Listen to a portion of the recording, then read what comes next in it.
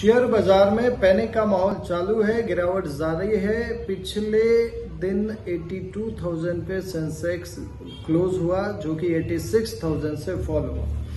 हालांकि 4,000 point Sensex के 86,000 के बेस को देखते हुए बहुत ज्यादा सिग्निफिकेंट नहीं है। करेक्शन की परिभाषा में भी नहीं आता है। करेक्शन तो मिनिमम 10% के बाद शुरू होता है।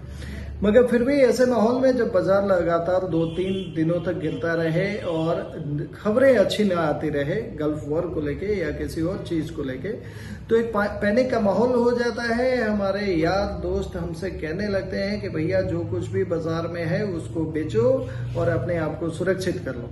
ये बाजार गिरेगा, वर्ल्ड वॉर 3 होगा, क्रैश होना चालू हो जाएगा। और ऐसा मैंने पहले भी कहा था। मगर आपको फिर याद रखना चाहिए कि ऐसे दोस्त आपको पिछले 4-5 सालों से ऐसा ही कह रहे थे और 4-5 सालों से बाजार आपको रिवॉर्ड देता जा रहा था। अब देखिए, ये बाजार पनिश भी करता है। किसको पनिश करता है? एक ग्रीडी व्यक्ति को, एक फियरफुल व्यक्ति को। ये बाजार मध्य मार्ग चाहता है। ग्रीडी कौन? जिन्होंने सोचा कि जब बाजार जब तक चल रहा था तो उन्होंने सोचा कि अपने म्यूचुअल फंड के पोर्टफोलियो में खाली इक्विटी के फंड्स रखने हैं, वो भी जो रिस्कोमीटर पे सबसे हाई प्रोडक्ट्स हैं, जिनके पास परफॉर्मेंस सबसे अच्छी गई है, उसी में हम निवेश करेंगे। Equity saving product, balance product, hybrid product या लिक्विड फंड में हम निवेश बिल्कुल भी नहीं करेंगे। तो इसका असर ये होगा कि बाजार की गिरावट अगर 12% की होगी तो आपकी पोर्टफोलियो भी 12% गिरेगी, या पोर्टफोलियो 2-3% ज्यादा गिर सकती है बाजार से।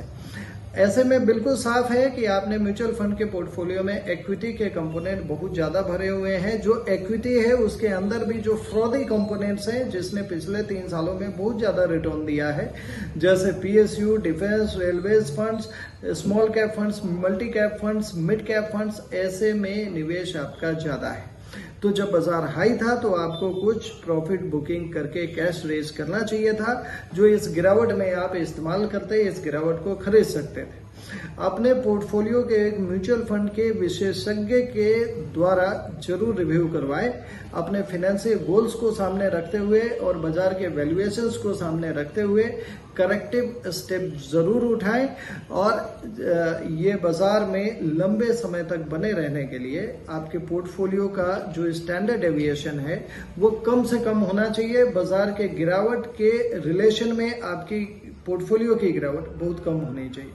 बने रहेंगे, हम ऐसी बातें करते रहेंगे। मार्केट और इकोनॉमी के न्यूज को अपने हिसाब से विश्लेषण करते रहेंगे। धन्यवाद।